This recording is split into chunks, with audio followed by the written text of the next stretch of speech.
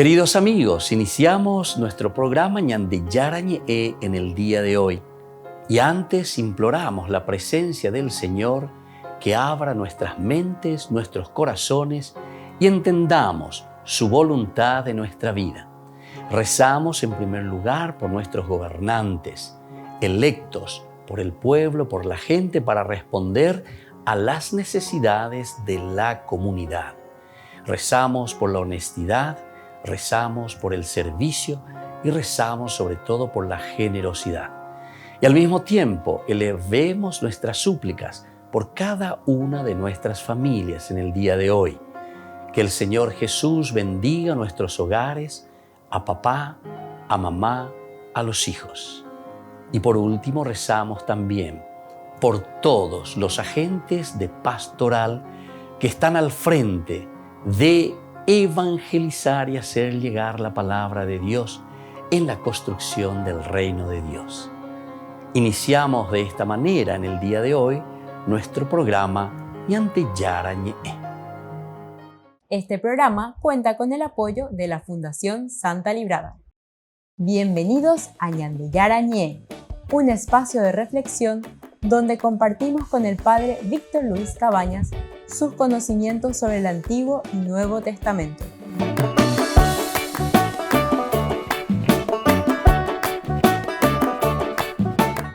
Comercial San Cayetano patrocina este espacio de evangelización.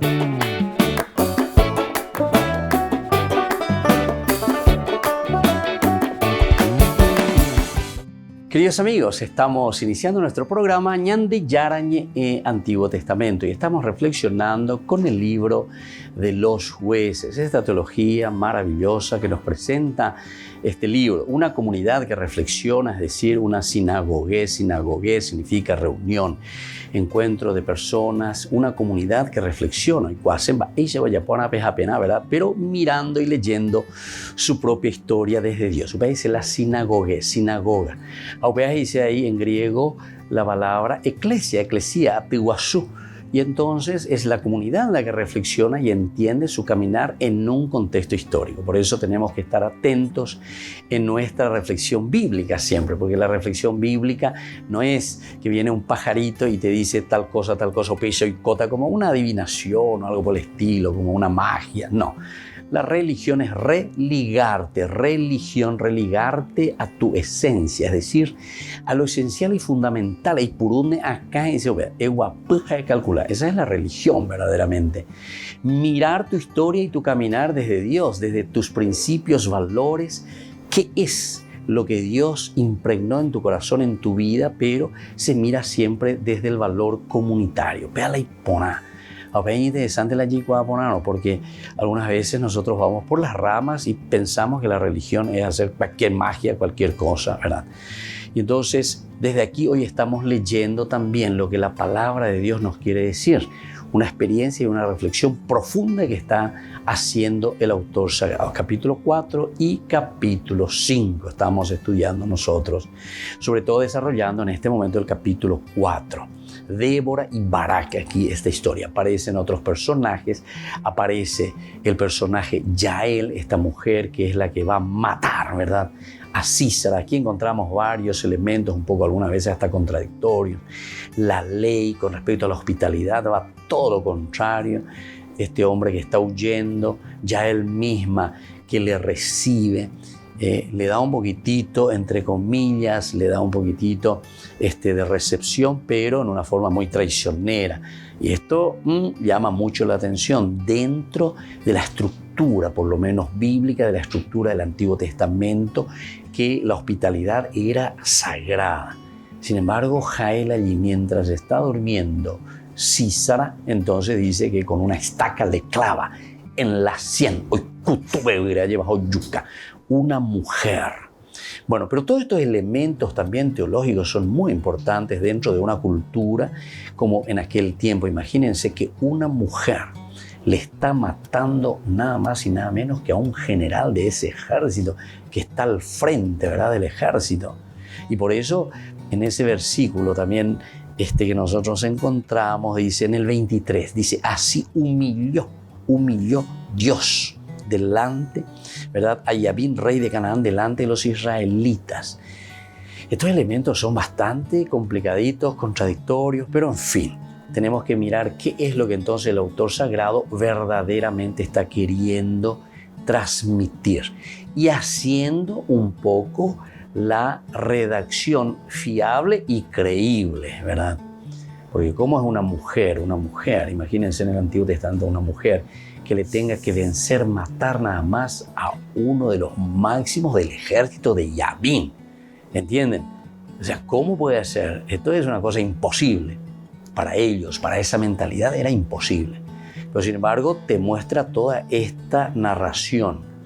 Entonces, pasa por encima ciertos valores o pasa por encima ciertas leyes, como estábamos diciendo, por ejemplo, la ley de la hospitalidad. Porque aquí entonces lo que se está queriendo decir es que el que verdaderamente dirige la historia es Dios. Imagínense, vos, señor jefe de todo ese ejército que te crees lo máximo, sin embargo, petí cuña o donde yuca y mira cómo te mata. Mira cómo te mata. O sea que vos no podés confiar en vos mismo, en tus fuerzas, porque aquí es Dios. Por eso dice cómo termina. Miren cómo termina bien el versículo 23 y ponande.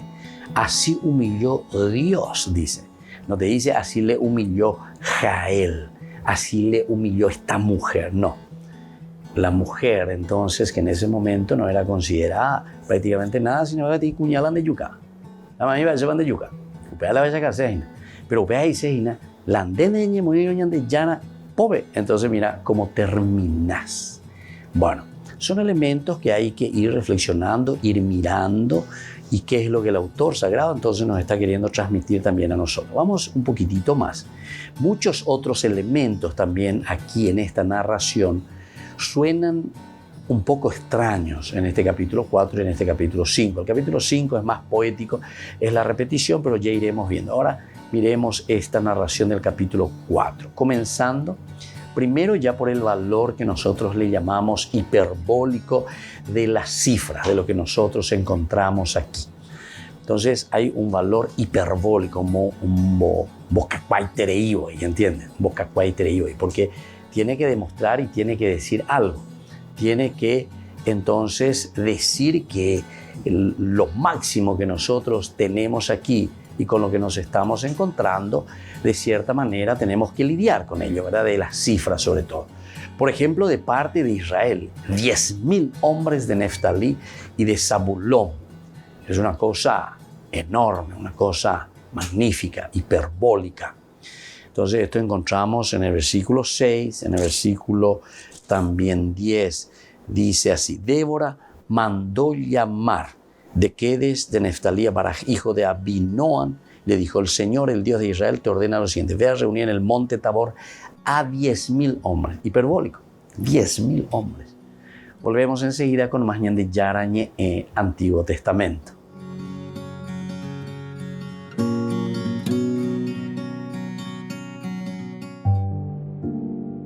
El abad de Saint-Pierre fue uno de los primeros pensadores que propuso la creación de una organización internacional para conseguir la paz en el viejo continente. El filósofo francés sentó las bases de una Unión Europea muy similar a la actual, casi 250 años antes de la fundación de la Comunidad Económica Europea. En muchos sentidos fue un visionario. Por ejemplo, abogaba porque existiese una asamblea a nivel europeo más o menos electa, que representase a todos los países de la Unión Europea y que fuese la que tomase las decisiones, lo que podría ser un antecedente del Parlamento Europeo que tenemos hoy. El abad de Saint-Pierre intentó luchar contra el absolutismo de Luis XIV desde la Academia Francesa, lo que le valió el aislamiento de todos sus colegas, incluso pensadores ilustrados como Voltaire, que escribió una obra completa criticando el proyecto, o Rousseau, calificaron su idea de impracticable, superficial y utópica. Nacido en 1658 en Normandía, Francia, escribió el proyecto para establecer la paz perpetua en Europa tras ser testigo de la paz de Utrecht, que puso fin a la Guerra de Sucesión Española. Depender de un balance de poder iba a llevar a un equilibrio inestable y a guerras continuas. Entonces, es por eso por lo que él dice, voy a intentar proponer algo que lleve a lo que él llama una paz perpetua, ¿no? Y ahí se anticipa a Kant, que es este proyecto de Unión Europea. Un pensador incomprendido en su tiempo, pero que ahora, después de 70 años de paz en la Unión, empieza a ser reconocido como el abuelo de Europa. Un informe independiente encargado por la Archidiócesis de Múnich asegura que Joseph Ratzinger no actuó correctamente ante 4 casos de abuso sexual. El informe es el resultado de 2 años de trabajo. Analiza cómo fueron abordadas las denuncias de abusos desde 1945 hasta 2019. Benedicto XVI también fue entrevistado por los autores del informe, pero negó haber actuado mal. No hay muchos datos sobre los 4 casos sobre los que se le acusa. En 2 de ellos, los autores abusaron mientras Ratzinger estaba en el cargo y fueron condenados por la justicia, pero no fueron sancionados por la Iglesia ni se limitó su trabajo pastoral. En otro caso, Ratzinger admitió en la diócesis a un sacerdote ya condenado. Y el cuarto es el traslado a Múnich de un sacerdote abusador para someterse a terapia psicológica. El sacerdote recibió encargos en una parroquia. En su respuesta escrita al informe, Ratzinger habría alegado que no estaba al corriente o que las denuncias no tenían entonces relevancia canónica o penal. El informe es otra demostración de que por aquel entonces la percepción del daño de los abusos sexuales era muy limitada porque bastaba cambiar al sacerdote de parroquia. También revela que entre 1945 y 2019 hubo al menos 497 víctimas de 261 abusadores y que de ellos 173 eran sacerdotes. El portavoz del Vaticano, Matteo Bruni, dice que se examinarán los detalles del informe y reitera la vergüenza por los abusos cometidos por sacerdotes. La Congregación para las Causas de los Santos ha propuesto al Papa Francisco que declare a San Ireneo doctor de la Iglesia. El Papa ya expresó en el pasado su deseo de hacerlo. Fue durante un encuentro en 2021 con el grupo de trabajo ortodoxo católico que lleva precisamente el nombre de San Ireneo. Il vostro patrono Sant'Ireneo del Lione, che volentieri dichiarerò dottore della Chiesa prossimamente col titolo di Doctor Unitatis, è venuto dall'Oriente e ha esercitato il suo ministero episcopale in Occidente, è stato un grande ponte spirituale e teologico tra i cristiani orientali e occidentali. San Ireneo vivió entre los años 130 y 202. Nació en la actual Turquía y fue obispo de Lyon, en Francia. Sus escritos, entre los que destaca contra las herejías y demostración de la predicación apostólica, fueron realizados para contrarrestar la herejía del gnosticismo. Esta corriente espiritualista degradaba todo lo material, por lo que terminó alejándose del cristianismo. El Papa emérito, Benedicto XVI, dedicó una audiencia general en 2007 a explicar la importancia de San Ireneo. Dijo que era un hombre de fe y un pastor, y lo definió como el campeón en la lucha contra las herejías.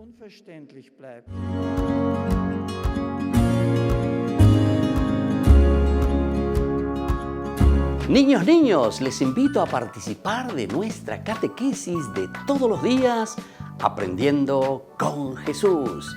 Desde las 18 horas nos encontramos por YouTube. No se olviden, queridos niños, que Jesús a través de su palabra nos enseña tantas cosas lindas.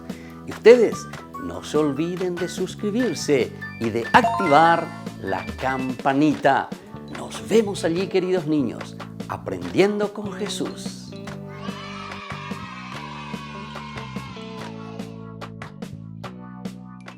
Queridos amigos, les invito a todos a participar de los cursos bíblicos Ñande Yarañe e Antiguo Testamento. A través de YouTube visite nuestra biblioteca virtual Ñande Yarañe e Antiguo Testamento. Y les invito a todos a suscribirse y a activar la campanita. Nos vemos allí. Ñande Yarañe e Antiguo Testamento.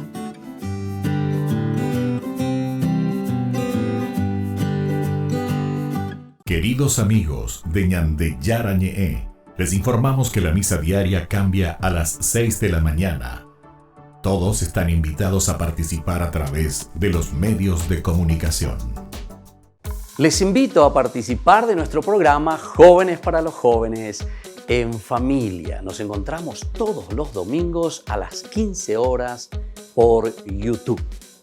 Allí participamos y encontramos a jóvenes venidos de distintas latitudes de nuestro país con sus ideales, con sus proyectos, con sus actividades, con sus esperanzas y principalmente con sus testimonios de vida.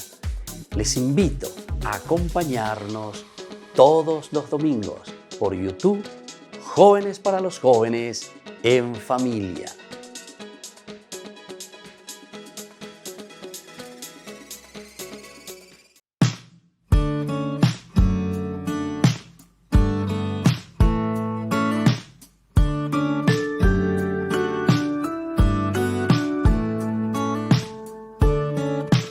Cuando miro atrás, solo puedo ver tu fidelidad.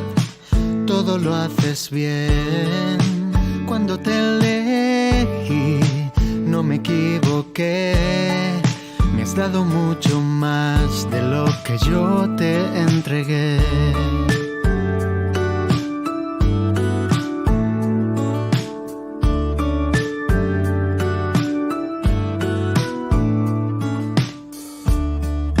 Sé que me conoces como nadie lo hace. Sé que tú me amas de una forma inigualable.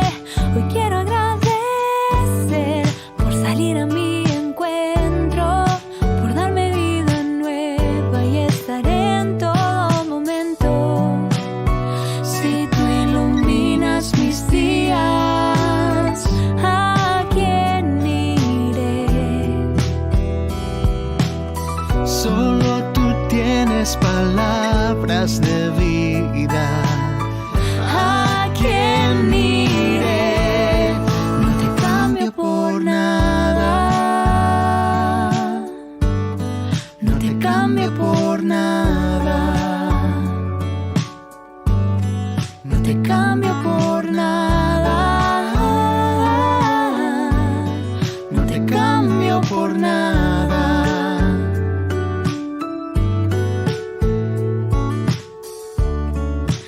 Aunque a veces caigo, tu gracia me levanta. Cuando me voy lejos, tu amor es quien me alcanza. Siempre volveré a tu corazón, que me enseña a amar, regalándome su amor. Si tú iluminas mis días, ¿a quién iré? Solo tú tienes palabras de vida. ¿A quién iré? No te cambio por nada. No te cambio por nada. No te cambio por nada. No te cambio por nada.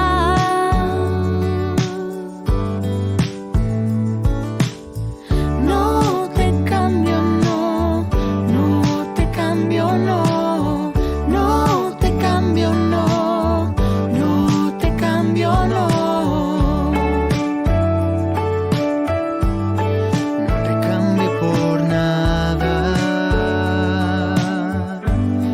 No te cambio por nada. No te cambio por nada. No te cambio por nada.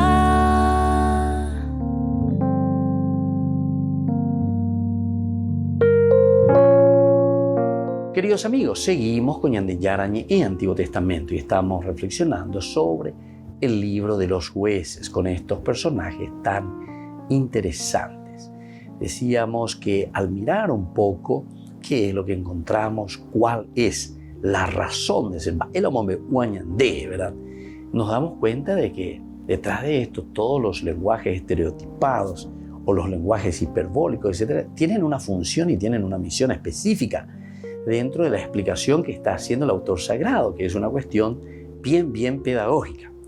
Por ejemplo, aparece el elemento sólido de los nombres. Eso es lo que permanece un poco. Débora, Barak, Sísara. Bueno, estos son elementos sólidos que se repiten continuamente. O los lugares también geográficos, es decir, nos dan y nos dice aquí, Abigail. Geográficamente podemos demostrar y decir, sí, aquí está. El lugar está. Ese lugar se encuentra. Entonces, ese le da un cierto elemento sólido. No es que digo, en un lugar de este planeta, eso ya es un cuento, ¿verdad? Había una vez en un lugar desconocido. Entonces, eso ya te suena directamente más bien a una fábula, un cuento, ¿verdad? Aquí, sin embargo, te va mostrando y te va diciendo que hay elementos sólidos, ¿verdad? Nombres, personajes, lugares geográficos, el Tabor, el torrente Kishon, Pero es difícil ir más allá, o sea, no por el hecho de que sean lugares geográficos o tal vez personajes que pudieron, ¿verdad?, existir verdaderamente tosea a sí mismo. Yo no quiero entrar mucho, ¿verdad?, porque soy historiador de nuestra historia paraguaya, pero ya tengo más o menos pero si vamos a hablar de Mariscal López, no sé, del 1 de marzo, Mariscal López, incluso ahí nosotros tenemos historias un poco, ¿cómo podemos decir?, de pensadores que discrepan un poco en ciertas cosas, hasta por una palabrita, hasta una frase. Esa frase que dijo Mariscal López, muero por mi patria, y otros dicen, no, dijo, muero con mi patria. Por con. Bueno, Eva. Y bueno, a mí hay historiadores, cuera o Rutandela en argumento, cuera jamás lo agendó. Uno te va a decir, no, estuvo un soldado que escribió, un brasilero que escribió. No, hombre, o Rutandela, todos los argumentos, pero en el fondo, malos hayagüe, ya, malos muy hayagüe, jamás las hayagüe. Ambas eres la con mi patria, la otra dice por mi patria. ¿Entendiste? Y bueno, y vos escucharle a los dos, y también si viene una tercera posición, es en donde dice ambas él allá, y bueno, y no sé, ¿verdad? Porque aquí entonces, en todo caso, cada uno nos quiere enseñar algo, o por algo viene y te dice, ¿con qué finalidad viene y te dice, por qué dice por? O el otro viene y te dice, ¿por qué dice con? ¿Entiendes? Bueno, esas son las posiciones, ¿verdad? Son las posiciones, pero es interesante. Dentro de la Biblia encontramos también un sentido bien pedagógico. Este te está enseñando, ¿verdad? Sobre todo por eso decíamos de una corriente, aquí por lo menos nos encontramos con la corriente deuteronomista. Hemos estudiado en cursos anteriores lo que era esa escuela deuteronomista. Tienen una preocupación pero tremenda, ¿verdad?, por una recuperación del pueblo después de un contexto histórico real que ellos vivieron, que fue justamente nada más y nada menos que el exilio. Entonces hay un contexto histórico, o sea que hay una razón por la cual este autor sagrado está pensando y está reelaborando su pensamiento, y ahora está queriendo enseñando y está diciendo, pueblo, serendo migue, esta es la cuestión, así es, y te presenta, ¿verdad? Y entonces utiliza todos los géneros literarios para poder transmitirte esa idea y ese pensamiento, su historia, y lo mira desde la comunidad, desde la iglesia. ¿Por qué justamente? Porque miren que esto es importante. Una enseñanza de Daña Pensa Guasuy Mimba Eumia. Y sin embargo, esto está en la Biblia. La Biblia es un libro comunitario. La Biblia es para la comunidad. No es absolutamente, como muchas veces por ahí escuchamos, la Biblia, yo y Dios, yo me confieso con Dios, yo y Dios. No, absolutamente no. La Biblia verdaderamente se dirige a una comunidad. Desde el vamos, la Biblia se dirige a la comunidad. Es una comunidad que reflexiona, un cajal, una iglesia que reflexiona y que pone por escrito los caminos. ¿Pero por qué? Porque su contexto histórico, el cómo se está narrando o cómo se está ordenando la Biblia, es justamente por una situación y una realidad del famoso Guatiaño. Es el que le llevó a la degradación, a perder la tierra, a perder la dignidad, a ir al exilio. Justamente la escuela deuteronomista, dentro de su pensamiento y de su reflexión teológica, va a decir, nosotros fuimos al exilio porque justamente de causa, creo que tenemos una música, ¿verdad? Nosotros eso, por culpa de, a causa de, nosotros fuimos al exilio. ¿Y esa causa cuál fue? Fue el egoísmo, fue el encerrarse, fue justamente el no haber entendido que la vida, ¿verdad?, en ese momento del israelita, del que estaba caminando, ¿verdad?, con el Señor, era una cuestión de vivirlo en comunidad. Y por culpa de uno, es decir, por un individualismo, nosotros al final hasta perdimos toda nuestra dignidad, perdimos todo lo que somos, todo lo que tenemos, nuestra tierra, etcétera, etcétera. Bien, queridos amigos, volvemos enseguida con más de Yarañe Antiguo Testamento.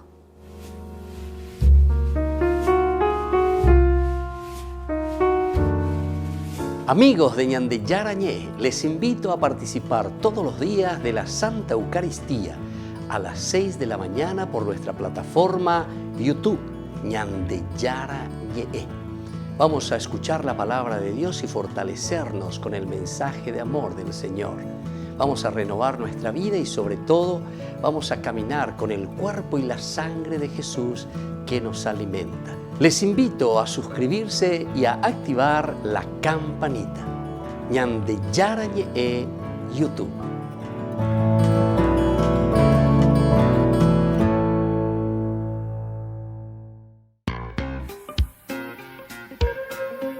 En la ciudad de Luque, la economía se llama Supermercado San Cayetano. Compruebe sus precios bajos en productos cárnicos de primera calidad. Panificados, verduras, vegetales, frutas, artículos de bazar, ferretería, ropería. Supermercado San Cayetano, Humaitá 168, Casi Capitán Vado, ciudad de Luque.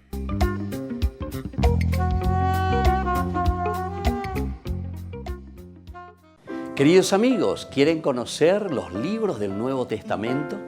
Les invito a través de nuestra biblioteca digital por YouTube, Ñande Yarañe e Nuevo Testamento.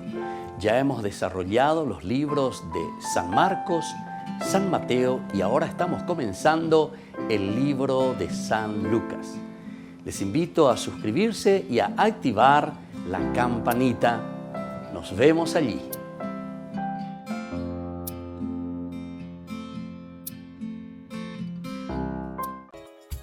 Ayúdanos a sostener este espacio de evangelización. Depende de vos que esta evangelización siga a través de los medios de comunicación. Mensualmente podés abonar a esta cuenta bancaria y también a los giros Tigo. Recordá, este espacio es para vos. Muchas gracias por tu aporte.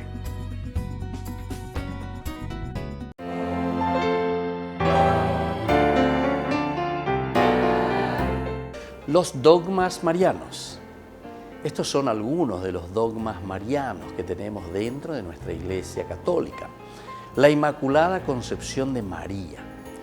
La Santísima Virgen María, en el primer instante de su concepción, fue por singular gracia y privilegio de Dios omnipotente en previsión de los méritos de Cristo Jesús, Salvador del género humano, preservada inmune de toda mancha de culpa original.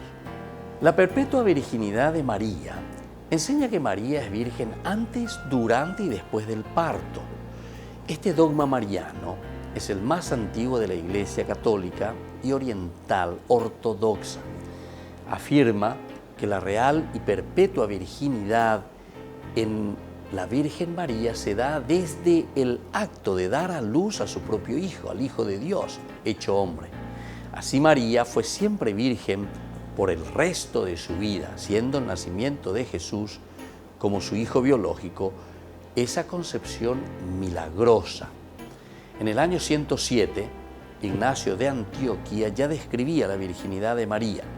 Santo Tomás de Aquino, en la Suma Teológica, dice que María dio el nacimiento milagroso, sin apertura del útero y sin prejuicio para ninguno de los elementos biológicos de la mujer. Esta doctrina ya era un dogma desde el cristianismo primitivo, habiendo sido declarada por notables escritores, por ejemplo, San Justino Mártir, Orígenes. El Papa Pablo IV lo reafirmó en su documento Cum Corundam del 7 de agosto del 1555 en el Concilio de Trento. María, Madre de Dios. El símbolo apostólico, el credo, muestra la base en el artículo nació de María Virgen. El Concilio de Éfeso, en el 431, proclamó con San Cirilo en contra de Nestorio: si alguno dice no confesare que Emmanuel es verdaderamente Dios y que por lo tanto la Santísima Virgen es Madre de Dios, la Theotokos, porque parió según la carne al Logos de Dios, hecho carne, sea anatema. Lo encontramos también en Juan capítulo 2:1, en Lucas 1:43, en Gálatas 4:4, San Ignacio de Antioquía, Ireneo, Orígenes, Eusebio de Cesarea, Orígenes, Atanasio, Epifanio, los capadocios, entre otros, que ya usaban este término. La Asunción de María. La Virgen María fue asunta a los cielos inmediatamente después que acabó su vida terrestre. Su cuerpo no sufrió ninguna corrupción, como sucederá con todos los hombres, que resucitarán al final de los tiempos, pasando por la descomposición. Soy el Padre Víctor Luis Cabañas. Nos vemos a través de nuestras redes, Facebook, Instagram, YouTube. Y no se olviden de activar la campanita. Nos vemos allí.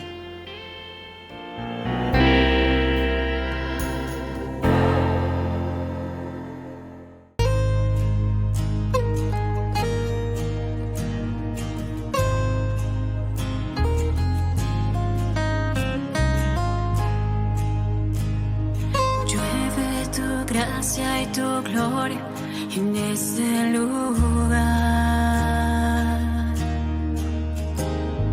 Llueve tu gracia y tu gloria en este lugar.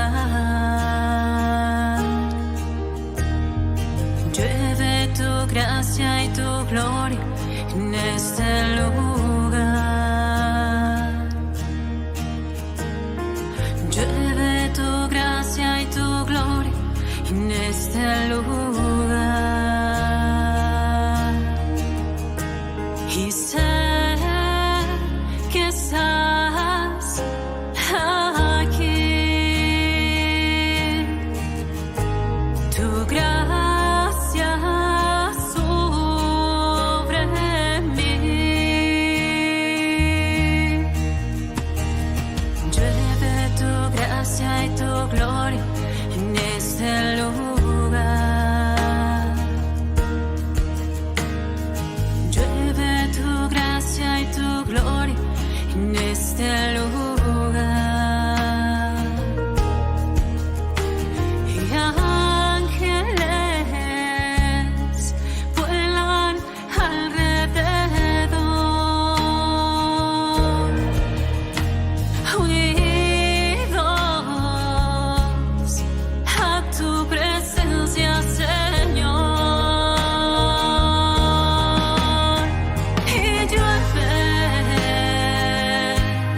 Y llueve tu gracia, Señor.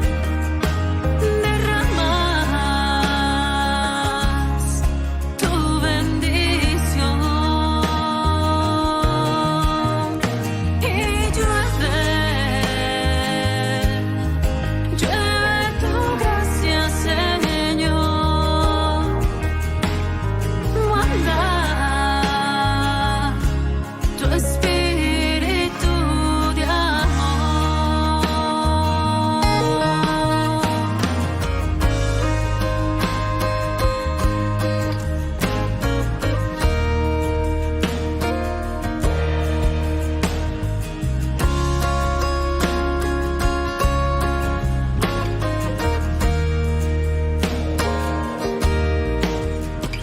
Y sé que estás aquí. Tu gracia sobre mí.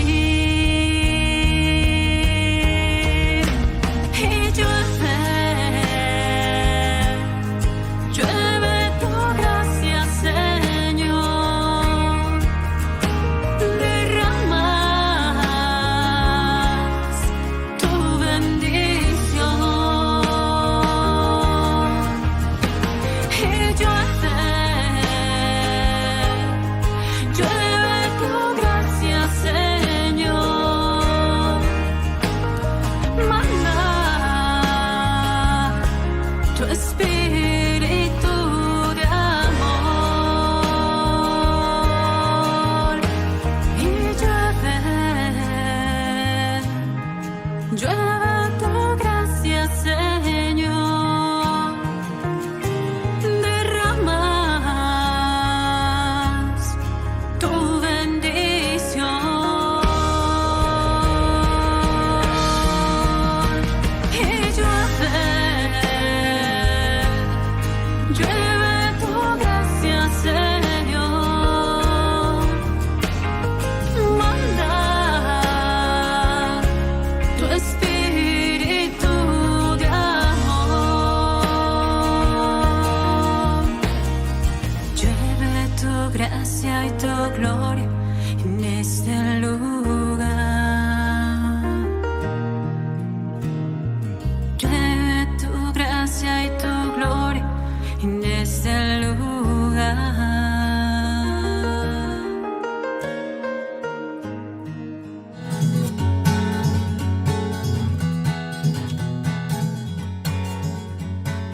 Queridos amigos, seguimos con Ñande Yarañe en Antiguo Testamento. Estamos reflexionando el libro de los jueces, la teología del libro de los jueces.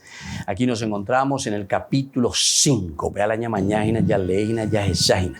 Ve ya echaba en los cursos anteriores. Ustedes pueden ir a YouTube, Ñande Yarañe en Antiguo Testamento, los cursos bíblicos, ¿verdad? Que tenemos todos los días, una horita para reflexionar, para entender, para saber, sobre todo hacer una buena exégesis y sobre todo mirar cuál es el mensaje elemental y fundamental. Ani que ñandere saraite, que la palabra de Dios peñande yarañe e uñande venguana lleve tu hanguay ñamingue peñande aputu ume ñamindu ujese allí cuamba epa peñande yara yerure ñande hamba eisha pañande ya pobana peñandere coewi ba eisha pa peñandera pe allí pañandera hana peñande yara ugoto. Bueno, estamos mirando y vamos a leer un poquitito más lo que nos dice ahora desde los versículos siguientes, desde el versículo 15b al 18. Junto a los arroyos de Rubén hay grandes deliberaciones. ¿Por qué está sentado entre los corrales oyendo los silbidos de los que arrean los rebaños? Junto a los arroyos de Rubén se hacen muchas indagaciones. Galaad vive tranquilo al otro lado del Jordán. Y Dan, ¿por qué se queda en las naves? Aser habita a la orilla del mar y vive tranquilo en sus embarcaderos. Bueno, esto es lo que nos está diciendo el versículo 15b 18. ¿Verdad? Reproches encontramos aquí contra los demás, es decir, estos que viven tranquilos, que nos están metiendo. ¿Se acuerdan que de cierta manera, al inicio de nuestra introducción, decíamos que uno de los objetivos del libro de los jueces es justamente buscar la unidad de las tribus, de los clanes? Porque nosotros al final estamos apuntando hacia el nacimiento y el surgimiento de la monarquía. La idea, porque eso pues se tiene que ir gestando.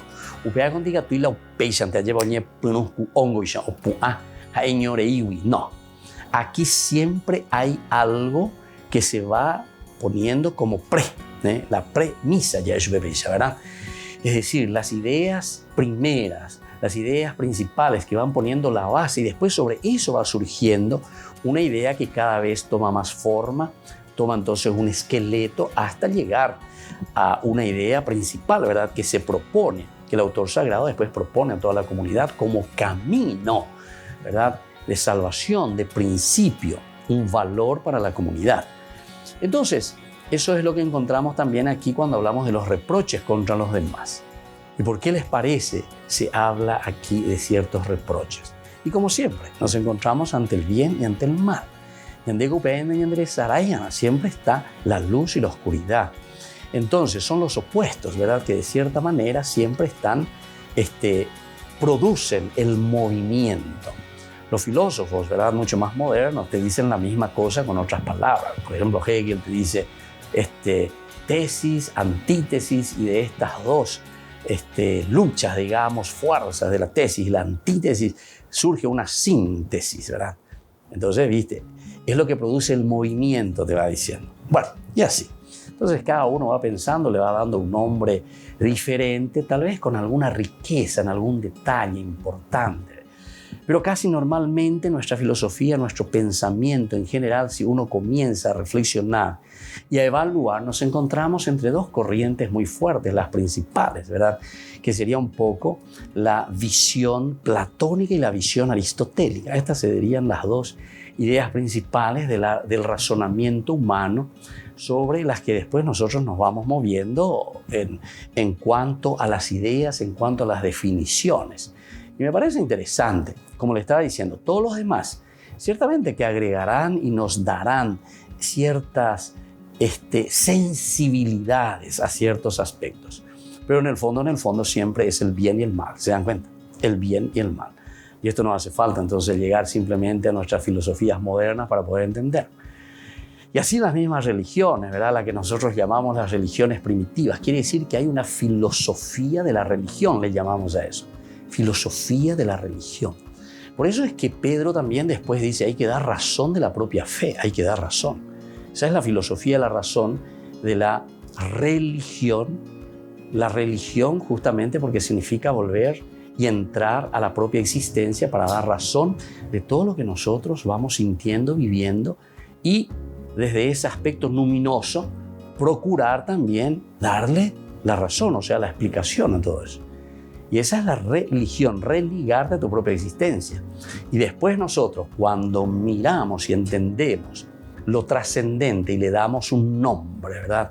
Ese nombre que a lo luminoso, a la esencia fundamental hacia donde tendemos de la trascendencia, que es Dios, entonces desde ahí comenzamos a hacer la teología. Por eso siempre se ha dicho, ¿verdad? Y la Iglesia siempre insistió desde el estudio filosófico de las religiones, que son elementales y fundamentales. Es fundamental la filosofía, porque al final de cuentas la teología es una filosofía religiosa, pero que da un salto cualitativo, ¿verdad? Pero la teología es una reflexión profunda sobre un misterio, llega hasta cierto punto la razón y luego da ese salto en el vacío que es justamente Dios. Volvemos enseguida con más Ñande Yarañe Antiguo Testamento.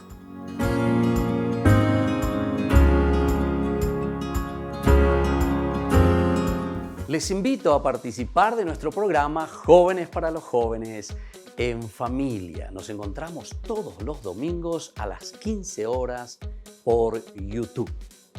Allí participamos y encontramos a jóvenes venidos de distintas latitudes de nuestro país con sus ideales, con sus proyectos, con sus actividades, con sus esperanzas y principalmente con sus testimonios de vida. Les invito a acompañarnos todos los domingos por YouTube, Jóvenes para los Jóvenes en Familia.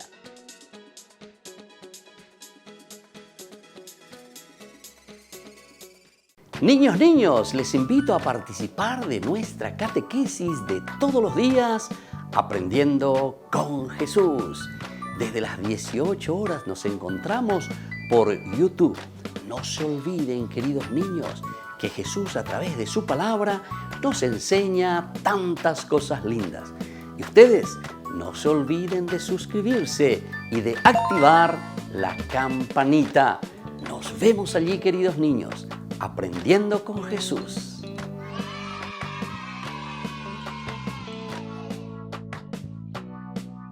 Queridos amigos de Ñande Yarañe, les informamos que la misa diaria cambia a las 6 de la mañana.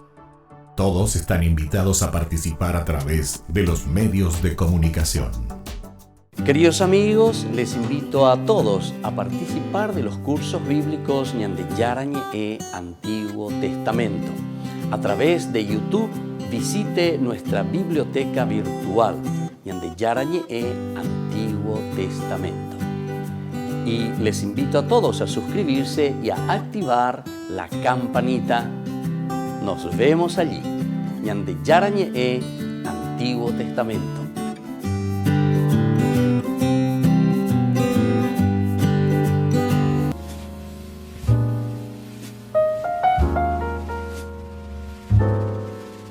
Queridos amigos, estamos iniciando con la palabra del Señor y estamos leyendo este segundo libro de Samuel. Y hoy leitmotiv, el pecado contra el Señor. Continúa la historia de David, que había embarazado nada más y nada menos que a la esposa de uno de sus soldados, Urías, y luego lo manda a matar. Ante esta situación, en aquellos días el Señor envió a Natán donde estaba David. Entró Natán ante el rey y le dijo: había dos hombres en un pueblo, uno rico y otro pobre. El rico tenía muchos rebaños de ovejas y bueyes, el pobre solo tenía una corderilla que había comprado. La iba criando y ella crecía con él y sus hijos, comiendo de su pan, bebiendo de su vaso, durmiendo en su regazo. Era como una hija.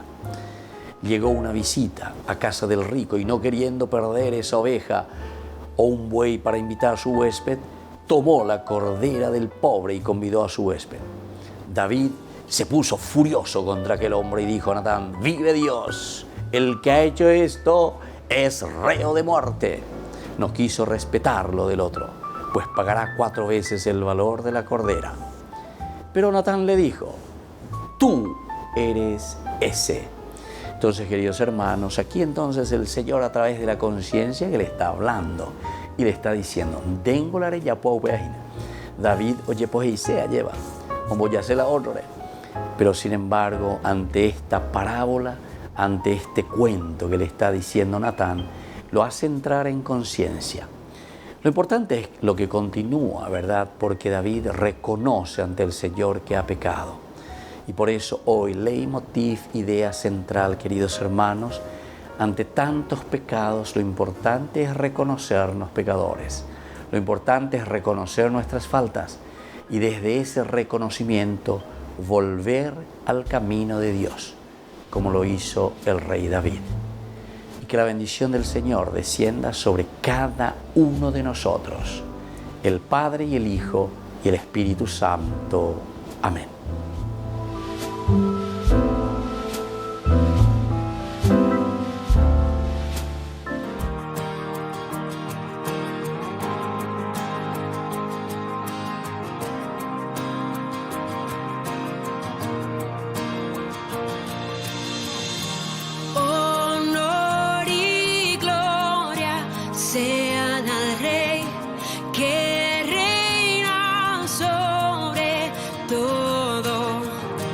Oh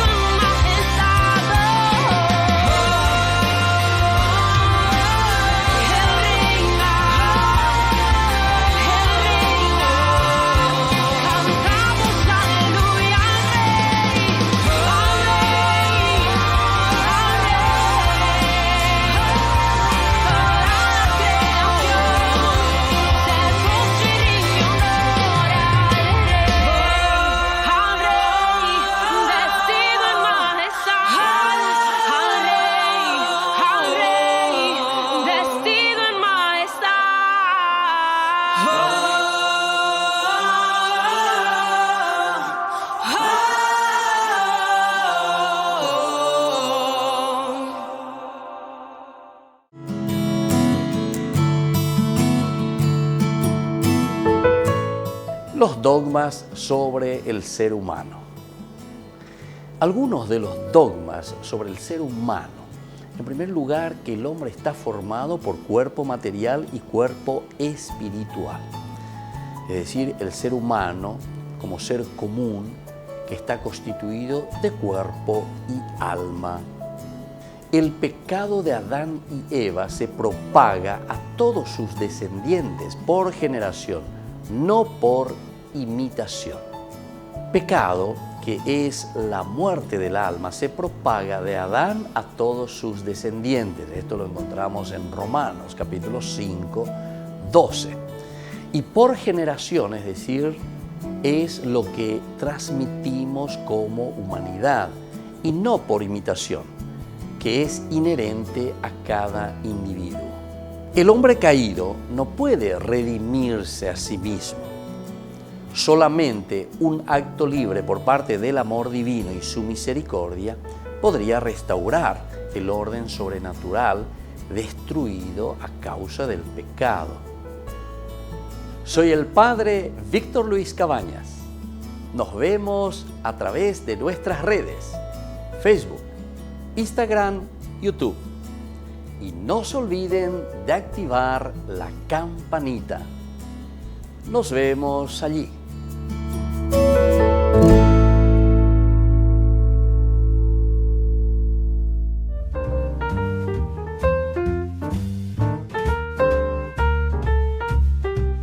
Queridos amigos, seguimos con Ñan de Yarañé, Antiguo Testamento, y estamos reflexionando sobre el libro de los jueces.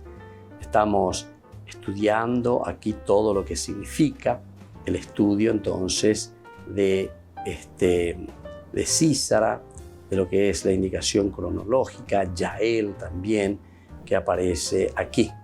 Nosotros leemos en paralelo también con Sangar.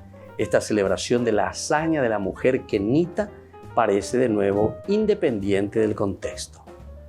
Independiente del contexto. Esto es lo que decíamos anteriormente. Lo que aparece con Yael es ciertamente una narración, nos está diciendo independiente, que ya existía de por sí. O sea, se hablaba de Yael independientemente de esta batalla de Débora y de Barak contra Císara, que es enviado por Yabim, ¿verdad? Yael aparece, una historia, pero que el autor sagrado después va ordenando su Biblia y entonces va utilizando elementos que tiene a disposición. Y entre ellos tiene a disposición esta narración de Yael y el autor sagrado lo introduce dentro de sus escritos. Por lo tanto, esta celebración de la hazaña de la mujer kenita parece de nuevo independiente del contexto. Su estilo es muy profano, a diferencia de lo que precede, además de los fragmentos hímnicos que encontramos. En el versículo 23, entonces dice, maldigan a Meroz, dice aquí, ¿verdad? En el 23. Así dice el ángel del Señor, sí, maldigan a sus habitantes, porque no acudieron en auxilio del Señor junto a los héroes. O sea, te pone un poco, no sé de dónde viene. La realidad social descrita es igualmente muy diferente. Ya no se trata de un mundo organizado, tribus, reyes, sino del mundo beduino nómada que vive bajo la tienda. Entonces, aquí ya también el mundo, es decir, las personas, en qué contexto están viviendo, ya no están organizados, son beduinos, más bien de quién se está hablando. Teniendo la leche, la nata como alimento, opuesto al mundo civilizado de los palacios, por la ventana, a través de la reja. Esto aboga por un cierto arcaísmo, sin que se pueda mantener como cierto el acontecimiento narrado. Esto es más difícil entonces, ¿verdad? También puede tener valor paradigmático, estableciendo un contraste entre la heroína Yael y la madre desconsolada, y alabando un arte de vivir beduino que no debe nada a las ciudades ni a los reinos. Esto es lo que estamos encontrando entonces aquí. Un cierto arcaísmo, ¿verdad? En la misma narración como encontramos aquí. Ahora, todo el arte que encontramos de la última redacción, que algunos querrían decir, ¿verdad?, predeuteronomista, muchos dicen una narración predeuteronomista, consiste en haber unido el canto de propaganda, es decir, este canto de Débora y de Barak, que exalta la unidad de las tribus. Nuestra preocupación o la preocupación del autor entonces en este poema es la cuestión de la unidad de las tribus. El versículo 6-8 nos va a hablar de esa unidad. En los días de Sangar, hijo de Aná, en los días estaban desiertos, dice, los caminos. Los que iban por los senderos tomaban por sendas desviadas. Ya no había más jefes, ¿viste? ¿Se dan cuenta? Ya no había más jefes, como diciendo, estamos todos desunidos porque no hay jefes. No había ni uno solo en Israel, cada uno por su cuenta. Hasta que te levantaste tú, Débora, hasta que te levantaste tú, madre de Israel. Es decir, aquí es donde se está fundamentando, aquí es donde se está poniendo y se está diciendo verdaderamente lo de la unidad, la unidad. La preocupación es una preocupación de unidad entre las tribus. Es una preocupación de unidad entre los miembros que formarían Israel. Exalta la unidad de las tribus y la celebración de la hazaña de Jael. Este es otro elemento.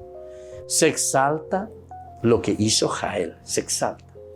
Nosotros decíamos incluso, cuando estudiábamos la parte de la prosa, y ley por página, porque ahí se fue contra la ley de la hospitalidad, decíamos. Pero aquí hay que hacer también, el autor sagrado ciertamente que está haciendo una purificación y está filtrando los datos. Aquí lo más importante que el autor sagrado está queriendo hacer es presentar y decir, bueno, esta es modelo en todo caso de fidelidad, de lucha, de empeño y que es capaz, ¿verdad?, de eliminar al enemigo. Y más aún para decir que Dios es el que dirige la historia y Dios dirige la historia y nada más y nada menos que a través de una mujer que liquida, que mata, que hace terminar con todos aquellos que están viniendo contra Israel, con sus valores o antivalores y así sucesivamente. Entonces está poniendo un punto final a una realidad que le está acongojando también, está acongojando a Israel. Interesante entonces mirar un poco de esta parte. Exalta por lo tanto la unidad de las tribus, tenemos que unirnos si queremos luchar contra el enemigo común. Luego la celebración de la hazaña de Jael, porque Jael, a pesar de faltar a la hospitalidad, sin embargo, aquí tiene otros valores más importantes y por eso es que actúa de esta manera, en una estructura que se convierte en liturgia por la adición de 3 fragmentos hímnicos, es decir, a la introducción y luego al fin, en el centro y en la conclusión. 3 elementos para darnos a entender, ¿verdad?, que verdaderamente tiene toda una estructura. Y vamos concluyendo por el día de hoy, queridos amigos. Nos volvemos a encontrar próximamente con nuestro curso bíblico Ñan Yarañe Antiguo Testamento. Y como siempre, les dejo la bendición del Señor. Se sientan fortalecidos y animados siempre con su presencia, el Padre y el Hijo y el Espíritu Santo. Amén. Y hasta la próxima con más Ñan Yarañe Antiguo Testamento.